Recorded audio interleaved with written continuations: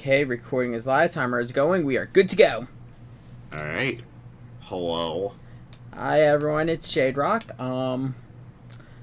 been a while since we've done the retrospective. Especially because we did one for Lego Star Wars, but I didn't realize till like a week after that the file was corrupted. Whoops. But going forward, we're going to be using this format. It's much simpler, less likely to cause issues with format corruption because it's just relying on two programs, well, three, and not reliant on a game not glitching the fuck out. But Game's not glitching. Game's not glitching out. I know it's impossible. But So, those who have never been in our retrospectives before and we've only seen the videos been going up on the YouTube channel. First off, hello, I'm Shade Rock. I'm your normal host and streamer. Hi. I'm me. Hi, me. What is your name? It's not like it says it in the upper right-hand corner. Oh, yeah, no. Not even. Yeah. PK Kitsune here. PK here tends to be the most consistent moderator on the channel and has been a co-commentator on more than a few streams. I do what I can to keep this fool in check. And you don't even do a good job at it.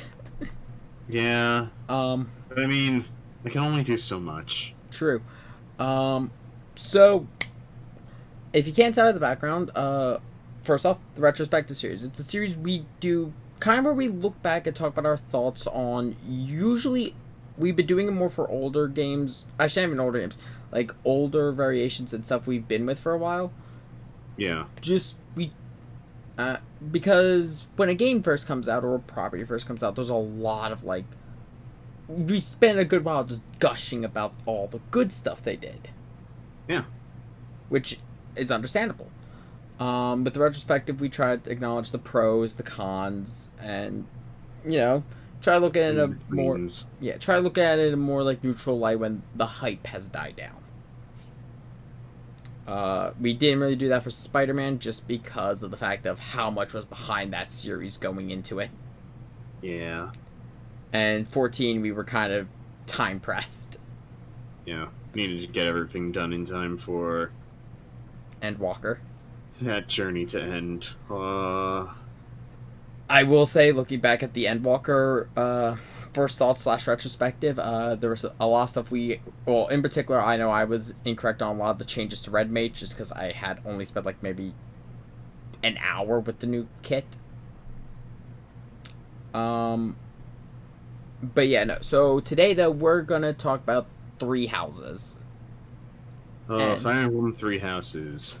And I guess we will... I kind of wish that we had another friend of ours here, too, because he is definitely more aware of Fire Emblem.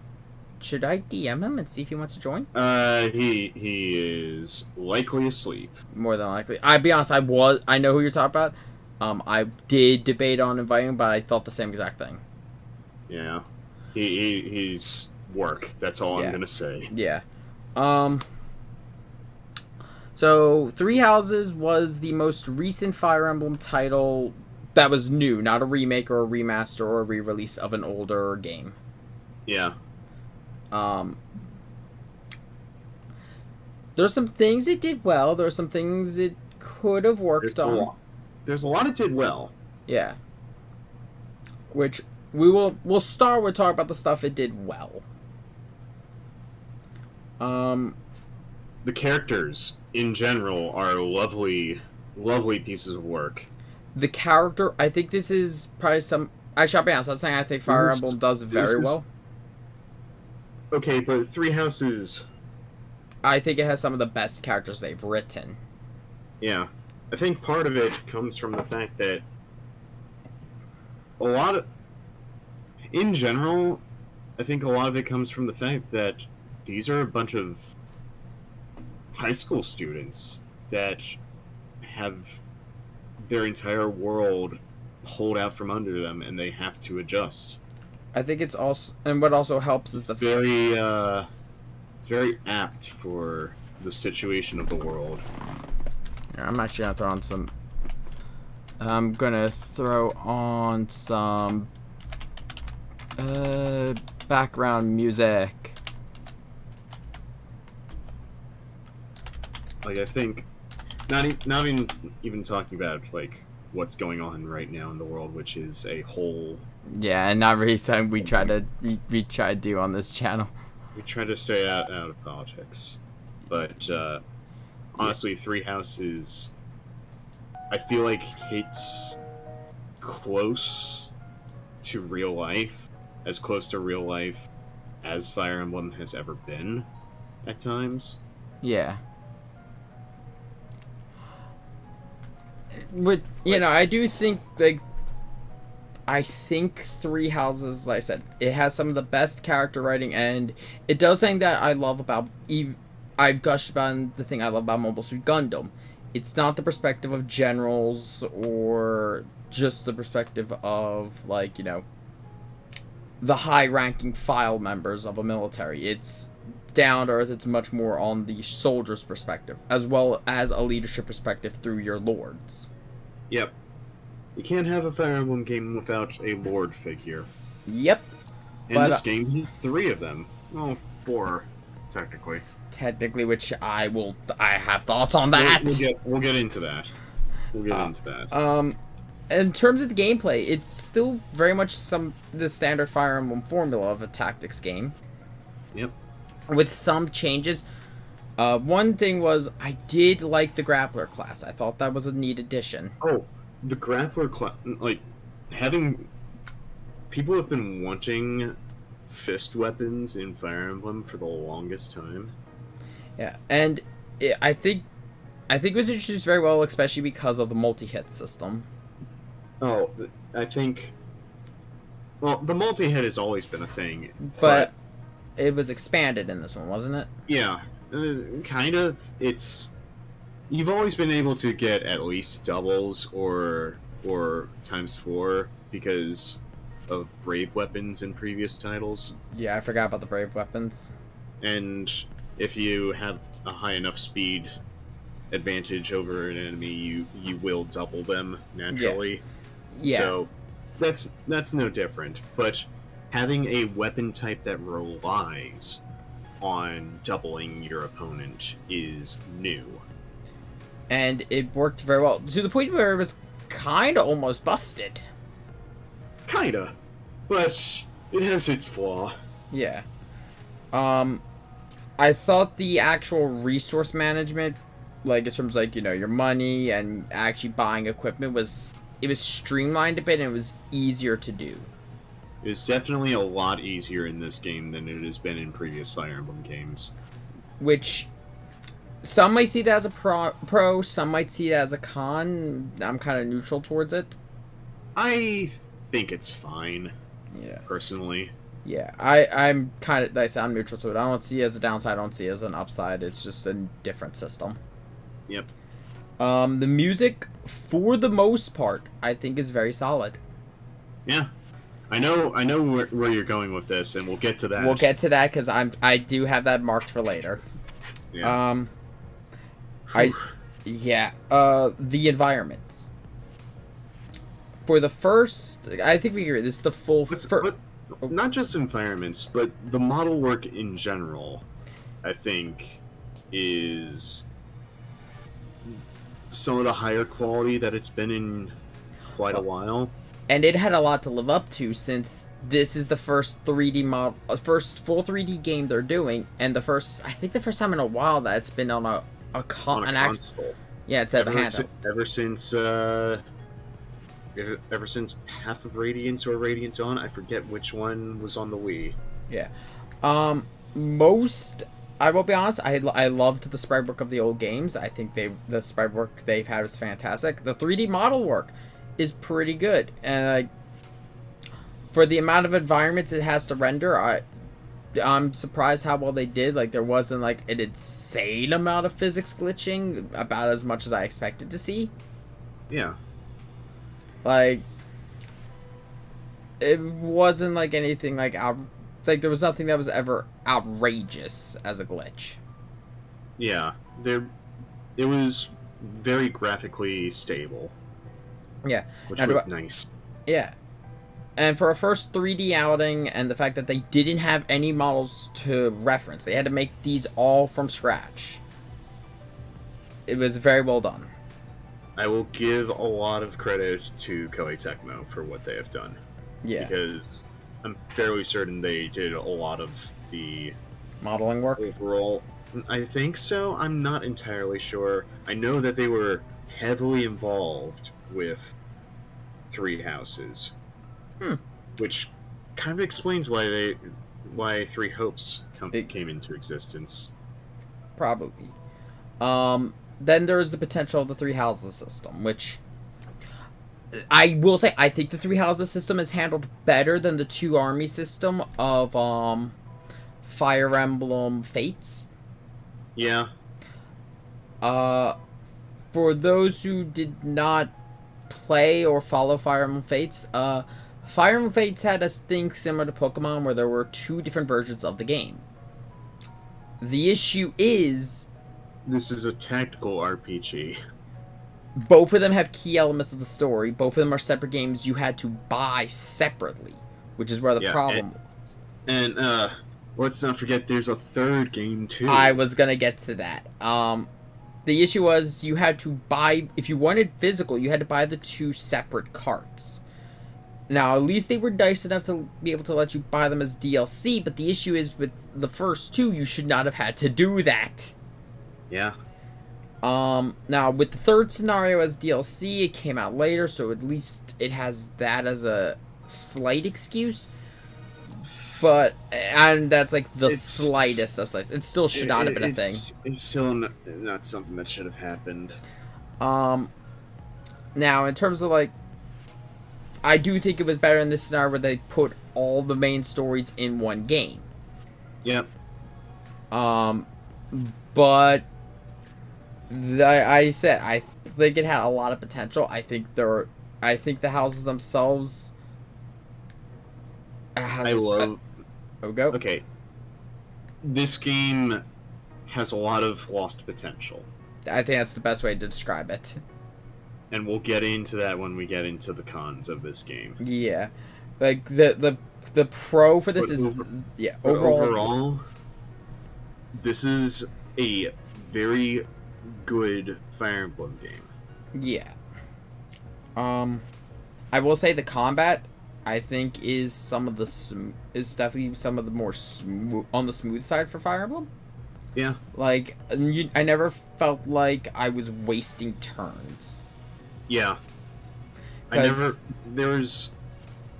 You have enough movement to get where you need to be, and the enemy has enough movement to come and punch you in the face. Exactly. It wasn't like the situation of, let's use for example, Shadows of Valencia. Shadows of Valencia, yeah. I felt heavily at times I was just wasting turns. And that's more than anything. I feel like that's more of an issue on them wanting to be as faithful to the NES version as possible. Oh no, I was gonna say that was the design philosophy of the time. Yeah.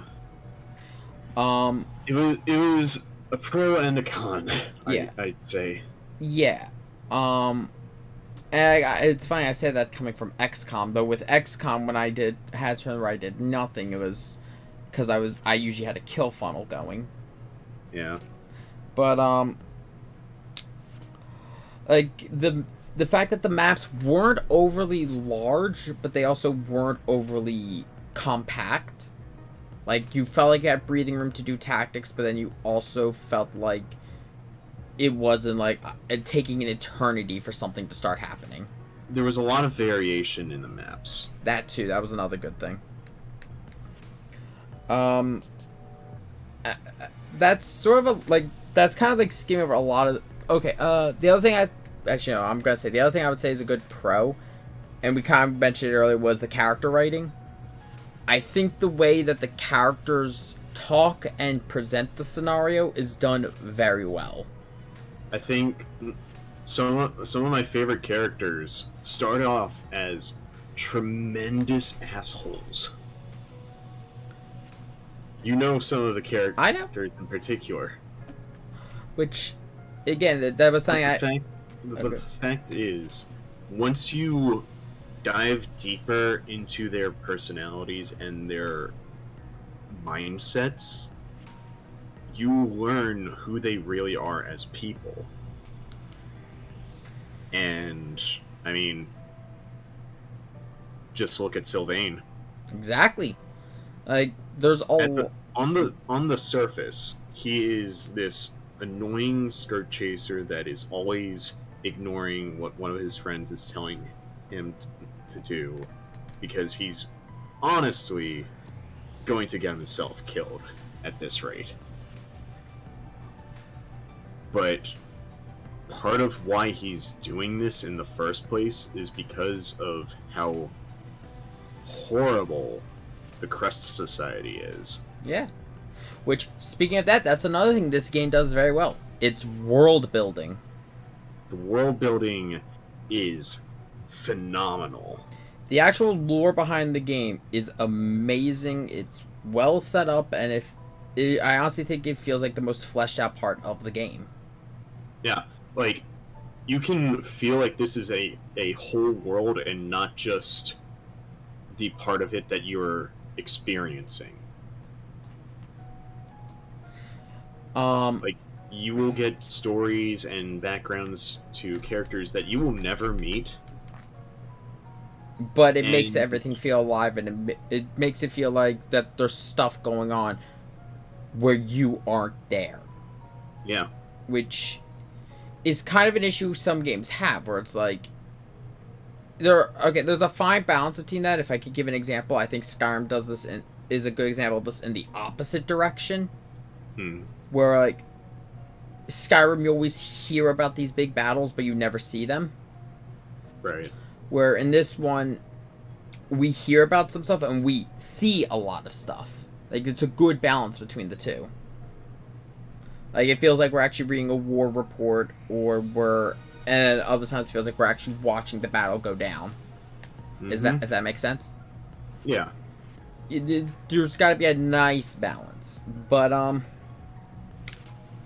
I guess one thing I will say, I know there are some people who utterly loved it. I know there are some people who are indifferent to it. I know there are some people who didn't like it. I got mixed feelings to this. The calendar system. The calendar system is interesting. I have my opinion. First, I'm gonna go with that. Yeah, I have my opinions on it. I remember it's how they're able to both give you a lot of time, but also limit your time. Yeah, and I remember saying this when I first encountered the calendar system. I think I forget where I put it, but I remember the first thing I saw this, and I'm like, this is just Persona. Yeah. Which... It's definitely coming from the fact that this is a school scenario, and... Yeah. I can't help but feel... this is not, like, validated or anything. This is just a guess and a little bit of a gut feeling that there might have been some drawing from Persona looking at the success of Persona 5, because that sold like crazy. Very likely. It's very likely. And I wouldn't... Yeah, it's very likely I wouldn't be surprised. There were things I felt it worked well for, things I felt it worked meh for. I was okay with it for the first half of the game. I kind of wish they had switched to a camp system similar to Valkyria Chronicles for the second half. Yeah, I do wish that there was a slight change in scenery. I wish there was a change in scenery. Yeah. Which I think that was the other thing I had a problem with, was the in between the battles, like especially towards the latter half of the game. It felt like just going through the motions. Always going back to Garrett Mach is it's nice that you have a home base, but you don't feel like you're traveling anywhere because of the fact that it's always Garrett Mock. Yeah. It always, and even when it was there, it's like whenever I was there, it was always like, okay, I'm going to go, I have I'm to gonna do this. I have to go talk to this person to get my skill experience up, and Or I'm this just person because I want to raise their support, yada yada yeah. yada. It felt like busy work. Yeah. Which is a shame. Yeah. But at the same time, I think I prefer this compared to the absolute grind that was Awakening. No, I won't deny that. I kind The absolute grind that is Awakening, the Birthright and Revelations paths for Fates. I would say Fates was even worse. Fates was a lot worse. If I could say, like, just because I don't want to just say, like, I had this problem and not offer, like, an idea for maybe how it could go in the future, I would say maybe kind of use it as a home base, but also take a little bit from, as a game I mentioned before, Valkyria Chronicles. Give us the option to go back to the base. So that way it doesn't feel like we're spending a huge amount of time there for the people who just want to do the game. I mean, you can always just skip it all. Opt to skip parts of the calendar, and it will automatically do like your instruction. Yeah. If you want to just move on ahead, but the problem with that is it's not optimal, and it punishes you heavily. Not like it wouldn't punish you because I'll be honest, this game is kind of easy. I literally just used Byleth and I killed everything. I had no problems with anyone. I had a team of 3 grapplers as a backline, and Byleth was literally a one-team wrecking crew.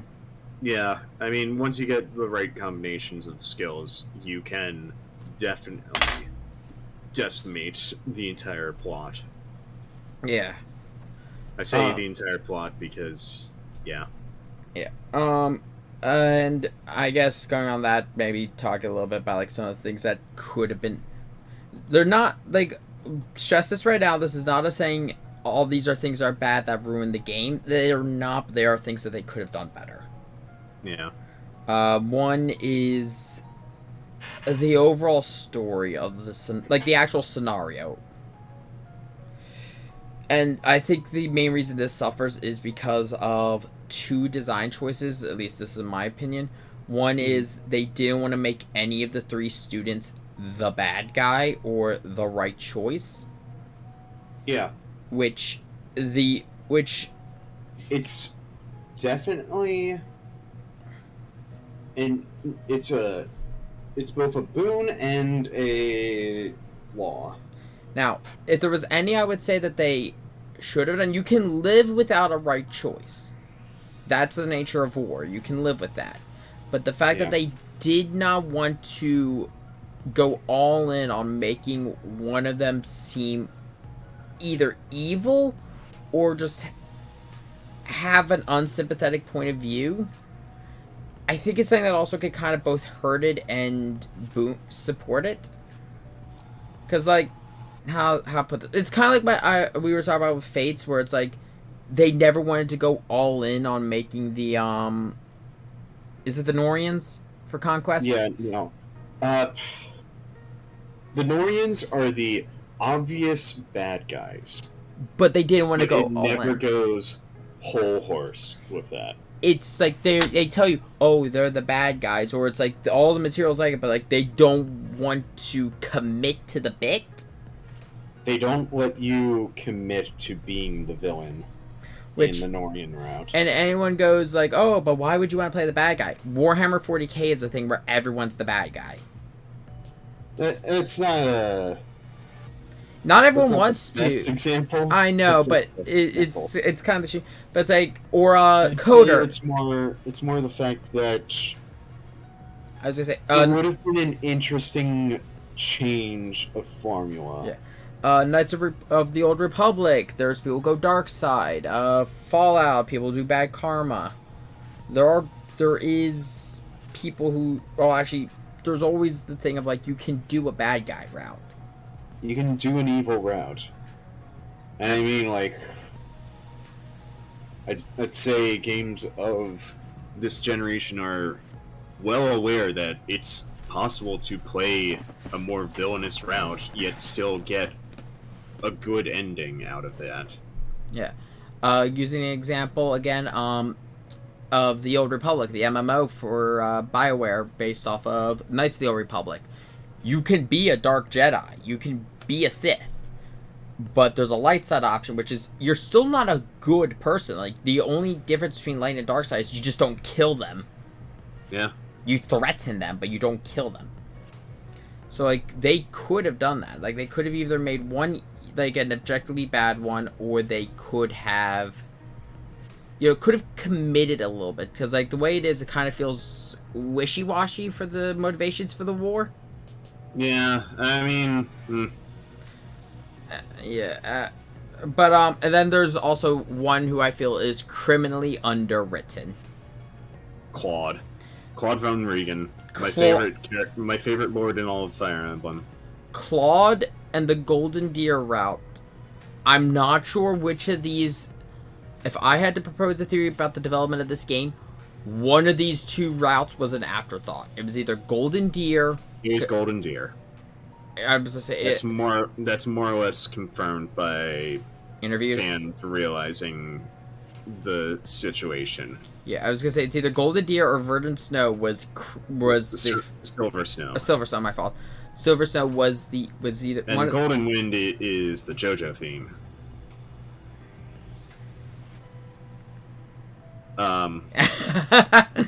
the I always forget what the Golden Deer's route gets called. Verdant Wind. You were close. I was mixing the two up. That's great. Yes. Which is appropriate because, oh my god, until the ending scenario, they are until literally the final battle of both routes. They're identical. Yeah. Like, that is actually something that killed my interest in the game. Is I started with Silver Snow, and then I went to Verdant Wind, and then I'm like, is it just... Like, literally, I remember DMing you, I'm like, is it just the same route post-game? Like, do they not change? Yeah, it's a real shame, too. I really do wish that Verdant Wind was more of its own thing. But, yeah, it just ended up being the Silver Snow route, only with the Golden Deer as your leader figures rather than Sedith and the other members of the church. And that's why I was talking about, like, when I remember talking when they were announcing the DLC, I'm like, I hope with the last one we get a fourth scenario, because a fifth scenario, because there's a lot of stuff that isn't explored heavily in any of the three routes. And we kind of got that. We kind of got what we used to have in Fire Emblem games with the Ashen Wolves, but at the same time, it wasn't its own full route. You kind of just played the Ashen Wolves route, the Ashen Wolves side story, so that you can unlock them during main gameplay. Yeah. And though granted, I'm finally going through my New Game Plus run. That's another thing that's different compared to other Fire Emblem games. The New Game Plus. I think it's fine. It's fine. It had some replayability for sure. I'll be honest. No, don't take that as me saying, "Oh God," like no. It's perfectly fine. It actually, I kind of like it because it uses the same style of New Game Plus as, say, Super Robot Wars, where it gives you a form of currency that carries over. Yeah, I've played other games that have a similar New Game Plus feature. The Devil Survivor games have a very similar system, where depending on what you've done in a previous run, you will be able to carry over certain features, depending on a set of points that you had earned from doing certain missions. SMT5 has a somewhat similar New Game Plus system where you can just carry over your Demon Compendium, or you could just carry over everything whole hog. Oh yeah, no, that is just SMT. Yeah. I wasn't sure if it was just 5 or 4 and I don't believe Nocturne did it. I don't think so. But back on topic though. But it was definitely how 4 did it. But, yeah. Back on topic though, but the one thing that was criminally another thing that was like actually even more wasted potential, and actually I feel is a detriment to the scenario. I kind of overplay how much I hate this sometimes. Mm-hmm. I dislike it from a writing scenario because I feel they're a cop-out. Mm-hmm. And that is the group introduced. They get introduced early, but they don't show up almost at all. And that is those who slither in the dark. Yes. Those who sliver in the darkness. The overall Fire Emblem community has their opinions on these characters. I know my opinion goes, if they wanted to, and if I could be honest, this is something I kind of wish they did with the Verdant Wind route. I wish that it was more about you helping Claude uncover those who slither. Yeah. Like, uncovering the truth and like, dealing with them. And based off of how Claude had been acting during part 1 of the Golden Deer route, it would have made sense. It would have made some sense for him to be trying harder than anything to deal with those who sliver, because he realizes they're responsible for so much. Which, the way they write the 3 nations, it feels like that's what they were supposed to do.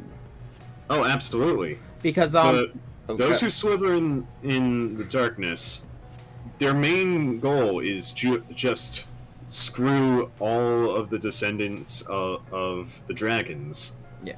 Which includes all the people that have draconic blood. To explain real quick, what I meant though, it feels like it. To use another game, the other Fire Emblem game as an example, Fates, you have the Norian route, the Hoshidan, yes. And then you have the third route, which is Revelations. And Revelations goes into a third kingdom, Vala. I think it's Vala. Yeah, and it's about finding a balance between the two and actually finding peace. With the scenario because it has all been a ploy by the Silent Dragon, the leader of Vala, who's just been Vala, who's been just trying to get both kingdoms to destroy each other. Yeah. And then now going back to Fire Emblem Three Houses, it felt like that they were building the Empire for Edelgard to be like Norian. Then you would have Dimitri's kingdom serving as the Hoshidan, and Claude's felt like it should have been the Revelations route. That's the in-between finding peace. Yeah. But based on the way that they were doing interviews afterwards, they didn't want that because the director, writer, I forget who, did not want the community to see this as, oh, this is the correct route. This is the true ending. Which, and while that has its merits, but at the same time, it's hard to find some solidarity without there being a true ending. And the fact that Verdant Wind is just Silver Snow does not help that scenario. Yeah, if Verdant Wind was its own route, I feel like a lot of my problems with it would not be nearly as prevalent. Yeah. Like, we don't want it to seem like we're saying like it's bad. Like, this overall scenario it's fine, but there's a lot of problems that keep it from being good. That keep it from being the best it could possibly be. Yeah. I would say that it's held up much more. The scenario is held up much more about held up much more by the characters than the actual game itself.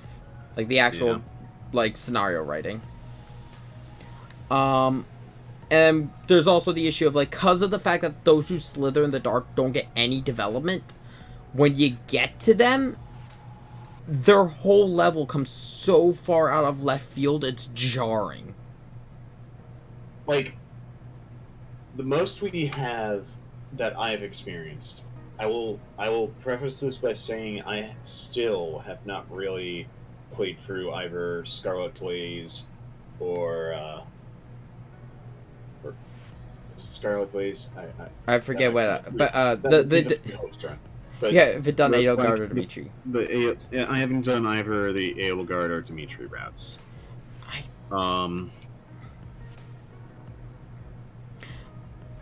I will say, at least with, because here's the thing, Edelgard has the deepest connection to them.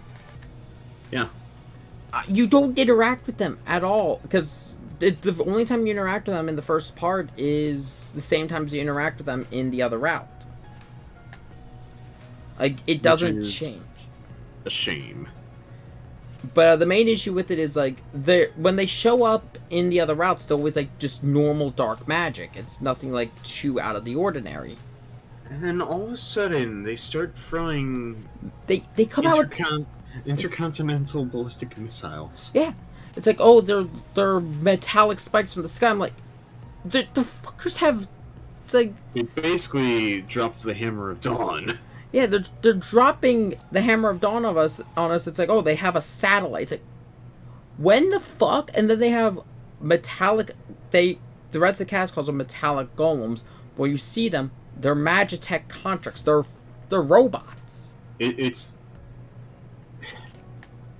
kind of a reverse of technology so advanced it's indistinguishable from magic. This is magic so advanced that it's indistinguishable from technology. It would have been like if I could give an example to Final Fantasy XIV. If we had fought the Empire for the entire time and all they had was just normal foot soldiers, and then we get to the very end and then they bring out the Magitech for the first time. It had never been built up to, it had never been alluded to. Just suddenly Magitech. Like, now, at the same time, this isn't the only time that we fight mechanized constructs. In Fire Emblem? But in Three Houses, because the golems that are defending Garreg Mach at times. Yeah. If they had... even during Cindered Shadows, you have to fight a bunch of mechanized golems that are almost chess piece-like in design, which I think is a nice touch. I do like that, but I felt like those ones felt more clockwork. Yeah, so. And you could definitely see the magic because they're literally pulling out spears of light. Yeah. Meanwhile, when we go to the ones in those are sort of the dark, and you look at them, they look more like something out of Cyberpunk. It really does look like a giant robot. Yeah.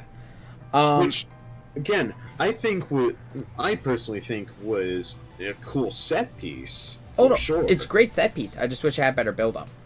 Yeah, that's the one problem with it. It's not too great of a build up. It also doesn't help that, like, the music also is jarring going into the level. Because when you go through That is a personal opinion of yours. I know it's a personal opinion, but it's also it's this one track that's out of place from the rest of the soundtrack. It feels weird. It doesn't feel like it belongs in the game. Which I think is the point. I do think it's the point, but I think it's one of those things that's also just like, it didn't fit any of the leitmotifs that they had with the characters going up to it. Like, yeah, if there had been more setup for this theme, like having, like, granted, my musical ear is definitely weakened over time. If I could get somebody who, like, actually can dive deep into the themes of Shambhala Sector 17 and the themes that play during fights with those who sliver in the darkness, and they could find something, then I'd be willing to shut up about it. Yeah, I would. Like, here's the thing: I think they used the same notes. I kind of had a little bit of a crash course that improved my musical ear over the past few years. Hmm. I will thank the YouTuber Sideways for that. Because, God, that man will not shut the fuck up about leitmotifs. Yeah. But, if they had done, like, a similar sound... Like, for those who don't know what leitmotifs are, it's kind of like how if you hear Superman's theme, you know it's Superman. Um, and it's sort of just his through line. Another one that does it very well is The Matrix. There's also a leitmotif that gets hit. Well, a piece of music that gets hit in a lot of leitmotifs called the Deus Irae, which is usually associated with characters who are either going to die or do a lot of killing. An example would be Sweeney Todd. If they had done that where like there was a similar through line either in the instruments or the actual composition of the song, it would have been better. But the fact that it's like here's okay, for those who don't know what we mean though, when you go to the level of Those Who Slither in the Darkness, it's suddenly techno. No. What was it? It's dubstep. Oh, my fault. Yeah, dubstep. Yes, it's been a little bit. Yeah, you suddenly get dubstep now. If they had done like a dubstep version of the other themes that they had been using, it would not have been as jarring. But the fact that it's another original composition, it just feels a bit out of place, especially when there's no other dubstep in the game. Outside of maybe the weird hybrid we get in the opening for Edge of Dawn, which I've had in the background this whole time. Reach for my hand. But yeah, I feel like the whole point of Those Who Slither in the Dark was they wanted to do the shadow villain manipulating everything, but much like with a lot of the other stuff we've talked about, they didn't want to commit. I wish that Those Who Sliver had more of a presence outside of manipulating all of Thodwin's history at times. Yeah. But that's really all we could say on that. I will kind of go into a gameplay issue. Great Knights. Oh, poor Great Knights. Three houses. Class. As we mentioned in the pros, this is a much faster paced game. It's much more about units have a huge amount of movement and can basically fly across the battlefield. Evasion tanks are pretty much one of the most important things outside of casters, I'd say. Oh, just look at Petra. Yeah, but the main issue is the class, the Great Knights. Poor fucking Great Knights. Great Knights are supposed to be heavily armored units that are good at blocking off areas or tanking lots of damage. The issue is their movement is garbage. Yep. Even when they are mounted, they don't have a lot of movement. So which is a huge disservice. And it kind of makes the purpose of pure tanks pointless in this game. Which is why I was... While that is true, I have definitely had experiences where, say, the Fortress and Armored Knights are very, very useful in early game. Yeah. The problem comes with the Great Knight. Yeah. Great Knight and late game, I would say. Yeah. Once there start being a lot more enemy units that can cast magic, they're fucked. Yeah, there's no other way to put it. And then, like I said, it becomes better just to build everyone as evasion tanks. Evasion tanks, or just general units that can do what they can do to deal out damage. Yeah. That's why I brought up earlier about the difficulty of this game being on the easier side. It's grapplers and Byleth, your character. Because of the extreme movement, if you feed it all into one character, it's kind of the same issue. If I could be honest, it's kind of the same issue with Super Robot Wars, where the Vang Nex was destroying everything. Yeah. But everything else could destroy everything else, everything that wasn't mass produced. Yeah. Like, Getter was still doing well, and so on and so forth. This, it's like, you feed one character and it doesn't punish you enough for doing that. Mm-hmm. I'm trying to think. The other thing that also kind of gets into this, Byleth. Byleth as a character. Oh. You mean the fish face that is Byleth? Yep. So I am memeing, of course. But so is the rest of the community. yeah, so they have dialogue choices in this game for Byleth. The game is fully voice. Yeah, the game is fully voice acted. Oh, go. While the rest of the game is fully voiced, the only parts that aren't are Byleth's dialogue choices. Byleth doesn't talk at all outside of combat quotes. Outside of combat quotes, Byleth has no speaking lines, which is a disservice to the voice actors, I feel. Yeah. And this is also, it's weird that this is done because with the other two protagonists, Robin and Korn, they both talked. Did you just say Korn? I know, my mouth's dry. I had a slip of the tongue. I need a drink. I'm just imagining Look, an ear of corn with a sword. I was just imagining the dragon form with the legs being ears of corn.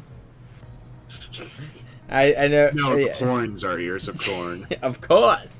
Yeah, the main point though, gentlemen, corn. But no, the main point I was trying to make though is they both had dialogue, but they didn't have dialogue choices outside of choosing birthright or conquest. Yep. But if the dialogue choices were what made them decide not to give Byleth spoken words, it was not worth the trade. It was not. Okay, I'm gonna use the next title in Fire Emblem as an example. While it's not a traditional Fire Emblem game, Fire Emblem 3 Hopes. Another game that I feel is polarizing, but they definitely did better with the protagonist, I'd say. Shez has so much personality. They are an absolute idiot that has seriously jumped off of the same cliff 3 times because they thought that it would make them tougher. Does that actually happen? Yes. I love this character now. This is something that is said early on in. It's something that you can experience in the demo, so it's not that big spoilers.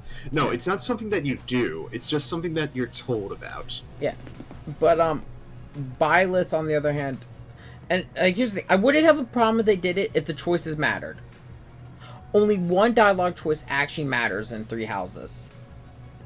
And that is which house are you going to? No, I meant actually dialogue like afterwards. The only one is like you can there's a dialogue choice that can completely lock you out of a scenario. Yes. Which is you can completely miss, depending on dialogue choices you make. If you choose Edelgard's as your house, you can completely lock yourself out of Edelgard's route and end up on Silver Snow. Yep. You get 2 chances. Yeah. But that's the thing.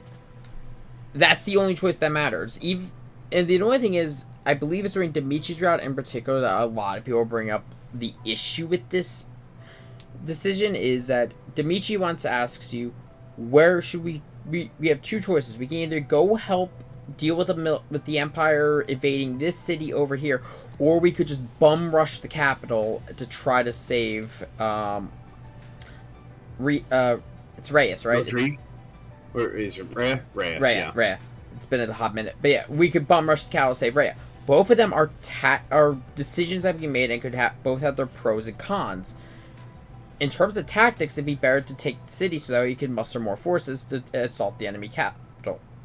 Dimitri says, but teacher, that's a stupid decision. It's our duty to go save Rhea.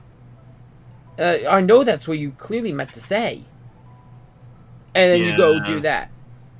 It's like projecting a little bit there, Dimitri. And it's also like, why did you give me that option? If you were just gonna say, no, let's do this instead. It's an issue that Fallout 4 also has, where it's like they offer you choices, but if you go through them all, they're all exactly the same. Yeah. That's not offering you choices. That's making suggestions that, while you can say them, it's not really your choice. And here's another thing: we've had games with these dialogue choices where it's been, and the character doesn't speak, it's been perfectly fine. Going back to an example I brought up earlier, Knights of the Old Republic, your character never speaks, but the dialogue choices, they show you the full sentence of what the character is saying. So it actually feels like it's more than just one-word responses. Another one that does this well, Fallout 3 and Fallout New Vegas. Although Byleth's dialogue choices are also long enough that you can get an idea of what they're saying. Yeah. But I still say, like, the main issue is the fact that it's only those dialogue choices and everything else is just Byleth moving their arms. And it's like, it's implied the character's talking. Yeah. We don't know what they're saying. It's again, Persona syndrome. Yeah. Which, I think the main reason it works for Persona is because we get the animes for it. And the anime is not required.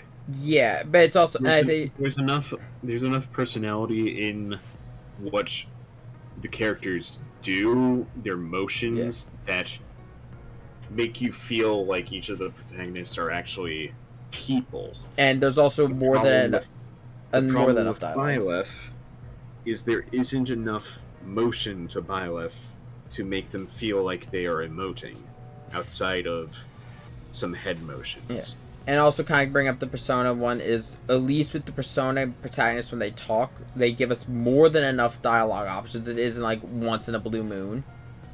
And there's always enough options that are at least interesting, and they do have somewhat of an impact on the story. Yep. Like, it never asks you, like, should we avoid using Persona 5? Actually, I'll use Persona 4 because that's one I'm more familiar with. They never ask you, like, hey, should we go into the TV world to save this person or ignore them? And the game treats you like an idiot for saying ignore them. Yeah, like, I don't think there's ever... It's been a while, so I can't... It's been a while since I played the game new. Yeah. It's been a while since I last looked at the script for Persona 4. I need to actually go back to finish it. If I remember correctly, I just got done Risei's dungeon. But yes. Let's not talk about this one. That was an awkward conversation. But no, but it's like, Byleth as a character is probably, of the three PC characters we've had, I think Byleth's the weakest of the three. Yeah. Yeah, like, actually, though. Because so here's the thing. Like I'd been saying, Byleth has all the personality of a dead fish. Personally, I know my personal favorite's still probably Robin. Robin has so much personality to them. Especially with their support conversations with other people. Yeah, my favorite. I think one of my favorites has to be female Robin and Frederick. I was gonna say female Robin and Krob. I mean, that's also great. Yeah, because the reason I say that one's because it shows just how much of an idiot and how great Krob is. Oh, Crom. It's like, walks in on him. It's like, no, he walks in on her and he's like, okay, the only solution to make this less awkward It's like, Crom, no. Crom, no. Crom, yes. No. But, Byleth had... I mean, I don't think it would be a problem if, like, the other lords had the amount of, like... With the exception of Claude, a lot of the other lords aren't really anything to write home about. Like, they're all great. They all have their own pros and cons. But a lot of their motivations can be boiled down to a meme, pretty much.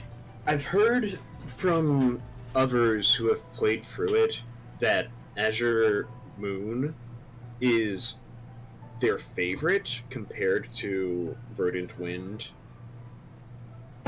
And I think from the bits that I've heard, it has to do with what Dimitri goes through during Azure Moon. Because, I mean, we know what he ends up as during the time skip. Yeah. Which... Mr. Kill every last one of them. Kill them all! Like, to quote... God, I can't finish that quote. I can't. He goes but he does from go that way. He goes from that to redeeming himself, accepting his demons, and during one of the last scenes of Azure Moon, he reaches a hand out to this person that he once thought ruined his life. Yeah. Because he wants to make amends and he wants things to change. Like, just from those little bits, yeah, I want to go through Azure Moon as my next New Game Plus route. The only reason I'm doing a New Game Plus for Verdant Wind right now is because, well, I mean, Claude Von Reagan is the biggest meme lord and my favorite lord in Fire Emblem. That's why I said, I think, in terms of personality, though, I think Claude has the best personality of the three in terms of the writing. He has an amazing personality that gets wasted. It isn't entirely explored in his own route. Yeah, which I think... It's actually explored more in the Azure Moon route. I think Dimitri has the best character development of the three. Yeah. Like, because he actually goes through that. I don't know... Like, from what I hear in the Black Eagles route, the pure Black Eagles route, it's more about just trying to keep Edelgard from really becoming a monster. Yeah, which is like, that's neat and all, but still. That is still great. Oh no, but I'm not. At the same time, you're still killing every single one of them. Which, okay, then there's one other thing I kind of wish they didn't do. I have mixed feelings on this. Because, like, they needed to do something with this, but I kind of wish they didn't do it the way they did. That was recruitment. Okay. Oh, recruitment. Recruitment. You could just steal other characters. You can still steal the entire roster of the other two houses. Which it makes the battles have less emotional weight, I feel. Yeah, honestly, if you want to have a good story, recruit as few people as possible.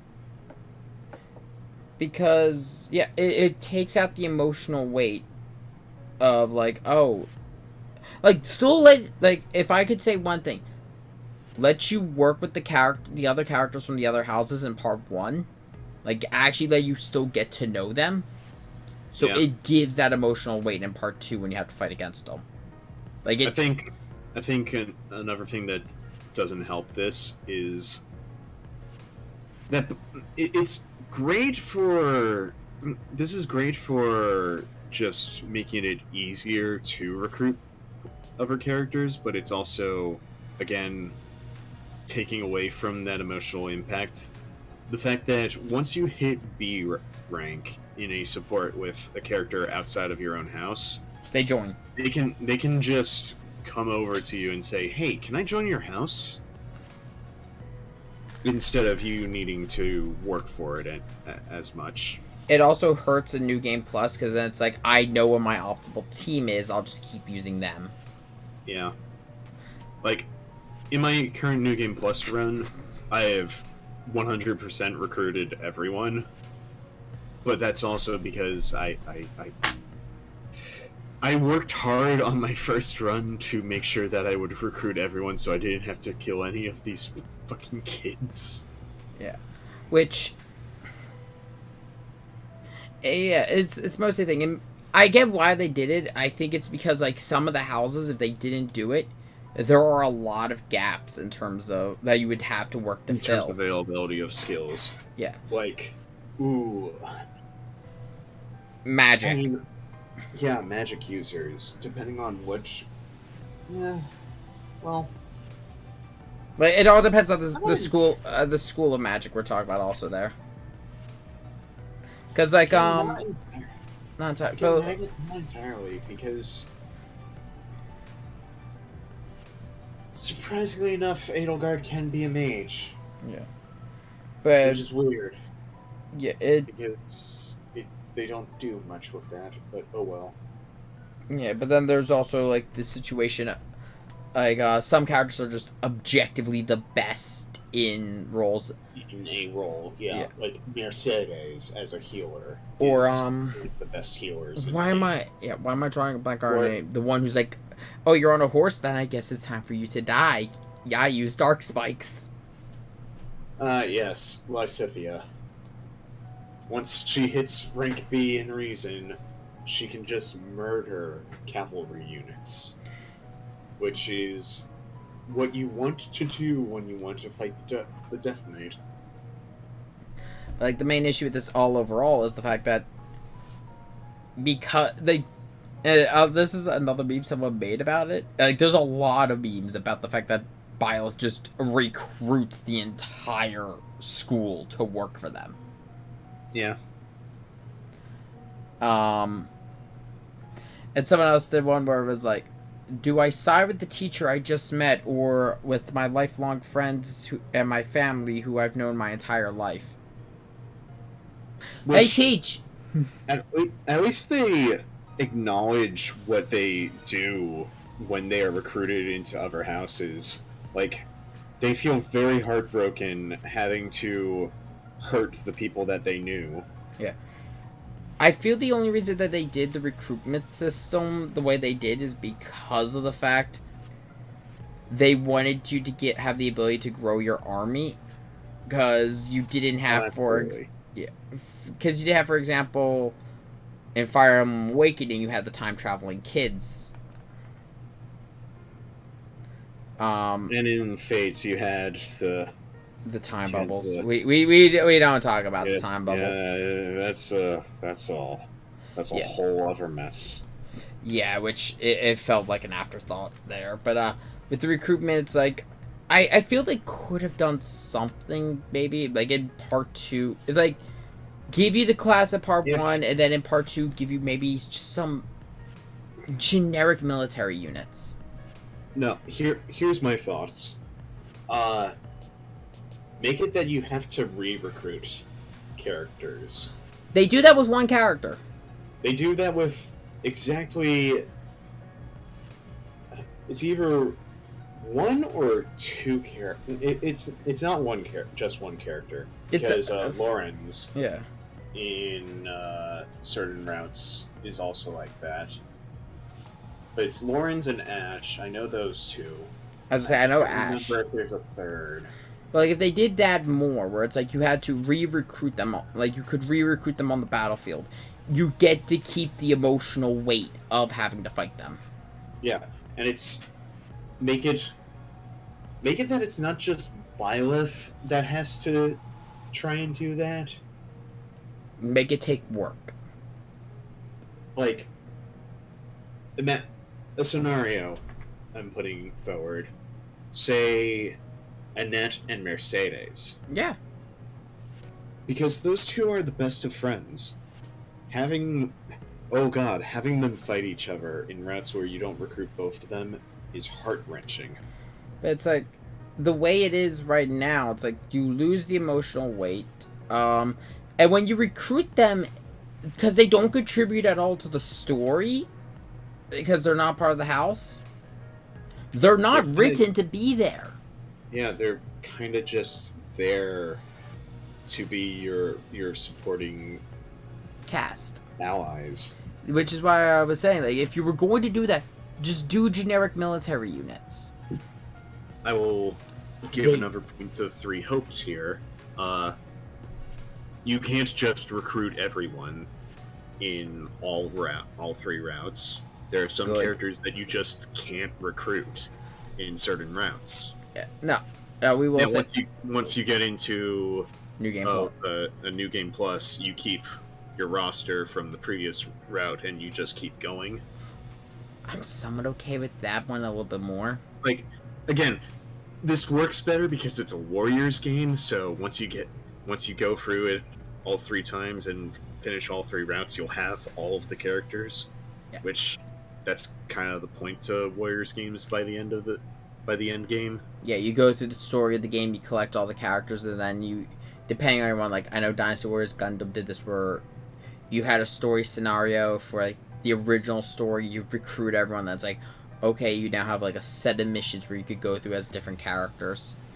Unfortunately, there aren't side missions. I've noticed that they've been starting to get rid of those in the newer Koei Tecmo games, and I'm kind of sad they've been doing that. Yeah.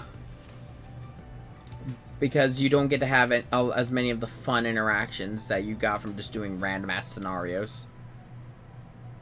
But, back on the 3 houses, though, yeah, there are exactly 1 character outside of the Lord for each house that you can't recruit. And that is, well, you say that. For the main... Hilda is the one exception. Oh yeah, you can recruit Hilda and steal her away from Claude, can't you? I think I'm not entirely sure if it's only the Silver Snow route, or if it's also Azure Moon. Point is, it's as long as you're not with Edelgard. As long as you're not helping Edelgard. Which, again, very, very mixed feelings on that. But, like, I do like the fact that there's still 1 character of each one you can't recruit, because, like, they're sworn to their lords. They do make so much sense why he would not be leaving Dimitri's side. Which, when you get into the final Empire-based level in the Verdant Wind or Silver Snow runs, it's just heartbreaking to know that he's not going to join you. He's just helping you because it's what his lord would have wanted. Yeah. If I could give an example, it'd be like if they had this type of scenario with the Awakening characters, and you tried to recruit Frederick away from Crom. Yeah. It never happened. It would never happen. But actually, speaking of the right-hand men, that Severus Snape-looking fucker, Hubert, he's actually, like, one of the best characters. Yeah, no, he's written very well, but, like, I remember the first time, and I know what you said, because that was my first words, like, as soon as he popped up on screen, I immediately hit the home button, and I'm like, what is with this Severus Snape-looking motherfucker? Oh, that's just Hubert. It's like, I remember everyone was like, he's Hubert, he's not Severus Snape. Like, I'm calling him Severus Snape, you can't stop me. Yeah, but you know, he's actually really fucking good. Oh yeah, it's not a criticism against the character. His support conversations with Bernadetta are some of the most adorable from what I've heard. My issue is I lost him because I accidentally went Silver Snow. Yeah. I gotta go through. I want those conversations. Yeah. But yeah. I don't think we have much else we could say. Yeah. The game overall, like, it's still a good game. Okay. Hang on, before we continue, something I gotta know. Have you played through the Ashen Wolves scenario yet? I didn't even buy any of the DLC. Okay. Mostly because, like, I had other stuff going on, and other games. Some things are a lot more important. Yeah. Oh, I had other stuff going on in terms of, like, stuff going on with income. Then after I was actually able to do it, I didn't buy it because I moved on to other games. Yeah. I mean, grant the DLC for Three Houses didn't come out for a while. yeah. And like by the time it came out, I think I was like in the middle of one of the free scenarios. Yeah, no, I was doing the expansions for God Eater, which were all free for God Eater 3. Because like that had a whole separate scenario with Soma, and it was great. I think a lot of the stuff for the DLC for Three Houses was free. I just can't remember. It was. I think you needed. No. It was costume packs, and you needed the season pass. Let's see. I think. Matches and downloadable content. Yeah. Yeah. Okay. The expansion pass bundle had included 4 waves of DLC. Officer's Academy uniform, additional items, additional quests, additional auxiliary battles for grinding, new attire, and then last was the side story Cindered Shadows. Yeah, I kind of wish they did better with the DLC. Yeah. Because, like, if I could give comparisons to other games of DLC, there is the DLC, for example. This is the worst example I give right now, I'll admit, is Wrath of Righteous has some pretty expensive DLC, but it's also full-blown scenarios for a CRPG. Mm-hmm. Meanwhile, like, yeah, no, there's a lot of DLC sometimes for the newer Atlas games, like SMT 3, 5, and the upcoming Soul Hackers 2. But all that's usually extra content that's, like, got no bearing on the main story, and they drop it, and it's like, okay, we're done. There's nothing else coming out for this game. It's another thing to bring up about the DLC for Three Houses it was also released alongside major updates for the game. Yeah, I can be honest. There was one update they did to the game that I didn't like. Which one? It's a minor graphical update. It was that when you did the time skip, when your house was coming back to you, they all were, if they weren't in their like ideal class for that point in time, like they were too low or something like that, they were moved over to it. So an example I'll give is Dorothea became like I think it was like the mid-tier mage. The advanced classes? I believe so. It would probably be advanced tier. Yeah, like the she came back as a sorceress. If they were in the class that they were set for at that point in time, they wore their It was warlock. Yeah, she came in as a warlock, wearing the new outfit, like the actual outfit for post time skip. They all wore their post time skip outfits, and if they were in those classes, they would wear them. And one of the updates, they just stopped doing that. You can put them back in their outfits at any point through the customization menu, but it's like, it was a nice little touch. It gave the class a little bit more flair for the character instead of everyone wearing generic armor. Another game that does this in an interesting way is Bravely Default 2. If you put them into different jobs, of the 4 characters, they all have their own little touches to make the job outfits unique. It kind of made everyone feel a little bit more generic in terms of design. I'm looking and I'm not seeing that as stuff that was mentioned. That might have just. It was that might have been, Oh, go. That might have been a drawback from adding the ability to change outfits. It might have been. Update. It was a stealth change. I remember we were talking about it because I remember when I came back after the one update, it was gone. I'm like, I know for a fact. Like, I'm looking at it, I'm like, am I going crazy?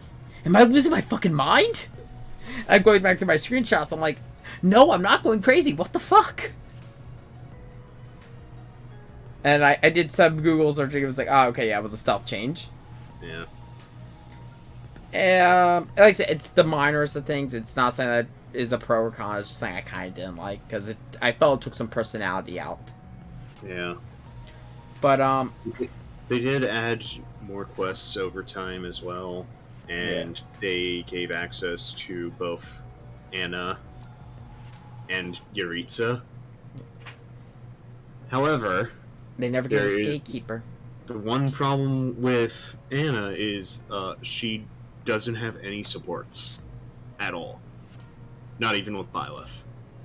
So, while she is a very useful support character, without those support chains, she is a flawed fighter. Yeah, I think I have more of. If I could say the only thing I will say about I think my best opinion about Three Houses DLC is there's a lot of expectations behind all their DLC because of how long they took to come out. Yeah.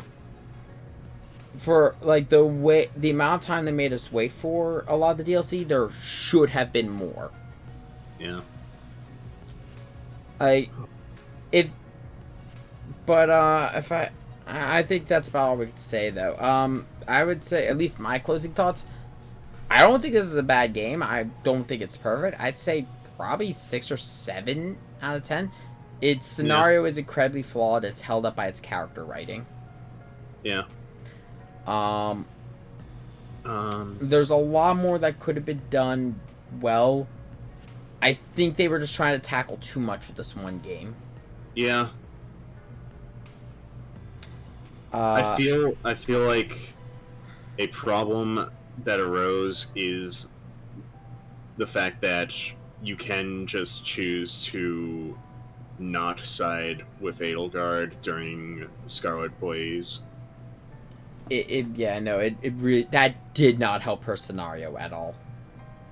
Like, it's an interesting thematic choice for sure, but it comes with the drawback of you had to write a whole other route for that then, and it was definitely the one made first, I'd think, and then it just got repurposed for Claude's route. If they done rather than having Claude's route be its own thing. Yeah. If they had done Silver Snow as a DLC similar to Revelations, and actually had Silver Snow go more, and like if they did anything focusing on those in the dark, that would have improved the story overall. Yeah. I do hope that. Oh yeah, no. There's one thing we didn't talk about that they removed. A feature they removed from the older games. Huh? The weapon triangle.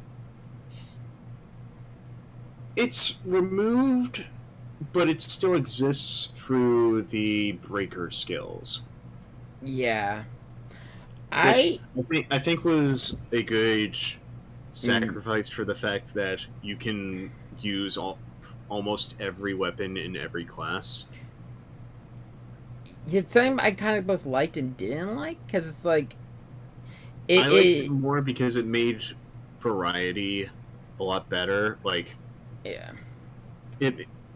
I think the fact that anyone can use a bow is too good at times, but it's also definitely needed at times. Yeah. Which, and you kind of just brought up the problem I had with it. I kind of had it in the opposite direction, where it's like, because everyone could use every weapon, it made it feel like, how to say this? No, it's more so I'm trying to get my thoughts straight on this. It made it feel like that there was... How to say this? And yeah, best way to describe it. It's like, because everyone could use every weapon, it felt like, okay, I just do whatever and throw any weapon on any character. I mean, there are benefits to using weapons on certain characters, I'm not saying that. Yeah, it's definitely not how you play the game, but you can play the game that way if you so incline. But it made certain characters feel like they were less important. If I could compare it to other tactics games, it'd be like in SR, It's definitely more notable in SRX, where my super robots are doing like the frontline work while I've been having the real types in the back. Hmm. Where I or mean, in XCOM, where you'd have the sniper in the back and you'd have the other characters up front. trying to get units to have every type of skill is one way to play the game, but I definitely would not play it in the higher difficulties. Oh yeah, no, I will say that on release, I would say like the game did not have a hard difficulty, but when they got When told that that, thing dropped, everyone wanted to commit Sudoku. yeah, because to be honest, this game and Kingdom Hearts 3 are one of the examples of don't tell developers they made their games too easy. Yeah. I mean, maddening is, hey, we didn't think Lunatic Plus was hard enough. Yeah. Which, granted, I wanted a difficulty where it's like I felt like I wasn't just bum rushing with Byleth and I was good to go. Like the only levels where that didn't work for me as a strategy were the ones where I had to either guard against pincer movements, and even then that was easy. I just put evasion tanks at the choke points, and I had my archers lined up, and I was good to go. But in Lunatic Plus, it's like, oh, I actually need to do strategy. I need to do formations. I need to plan out where I'm gonna go. Yeah, and then maddening happened. Yeah, like Lunatic, I had to do to an extent, but it's like once I got characters to a point where it's like, okay, they're high enough level, I could turn off the brain. Yeah. Maddening, it was you don't reach that point in maddening. It's like, okay, I actually In maddening, you have to play as optimal as possible. maddening. Otherwise, you have already died. Maddening, you have stopped playing Fire Emblem. You have started playing XCOM. Yes. Yes, you have. And I can say that because statistically, more people lost XCOM than completed a game. And like that's actually true. That's why XCOM 2 is in a scenario where you lost. Yeah. Because it happens so much. Like I would say I never had the only thing I never tried in Three Houses, and I refuse, and it's on principle, Phoenix mode. Well, yeah. That's because it doesn't exist. Oh yeah, no, I'm thinking You're thinking of Fates. I'm thinking of Fates. Yeah, no. For those who don't know, Phoenix mode was stupid. Phoenix mode was awful. Phoenix Mode was the carryover from, I think, the remake of Mystery of the Emblem on DS, and Yeah. the problem with Phoenix Mode is it would revive your units Mid battle. mid-battle. Now, I'll be honest, I always play Fire Emblem on classic mode. Actually, wait, no. Phoenix Mode was specifically Fates. I'm sorry. I'm thinking of people getting butthurt about casual mode existing. Yeah. Now, I do have kind of mixed feelings on the casual mode because of the fact, like, I get it. It helps with your narrative. Okay, here's my take on casual mode. It's an option. It's a game option. People that say that casual mode has no place. Yeah, no, go check yourself. I would say like it has no place. Do I think it's the best way to play the game? I'll be honest. I do. Really. Not really, because it definitely does take away from the challenge. But at the same time, if you're the kind of player that doesn't want your units to die anyway, you're just gonna be resetting every single time one of your precious children dies. Yeah. From an unlucky crit. That's why I've been doing with SR. I've had a rule of like I'm allowed to save scum a level once. Yeah. If I ever streamed Fire Emblem, I'd go with the same rule. I'm allowed to save scum once. Otherwise, except if it's like I'm going for a specific challenge, like using SR as an example, it's like I'm trying to get this point. I will save scum until we get this point. Yeah. But it's like, I'm trying to think if there's anything else I did say about Three Houses, though. I do hope with the next title they do, I kind of hope that they do a little bit of refinement on the gameplay side, specifically so it's like it doesn't feel like Great Knights are pointless. Yeah. I think maybe I don't know if that's going to come from either just well for one thing I do think if they're going to keep in this speed of game, they're going to have to up like either give us the ability to move them faster, either by giving us like some kind of magic to do it or increase their movement distance. Yeah. The other thing I would say is, that's the hard thing with the balancing with that. So if you're going to want the Great Knights to be useful, you're also going to have to nerf evasion tanks because ideally evasion tanks are still better than hard tanks. Because, hard tanks are still taking damage. Eventually they will be torn through.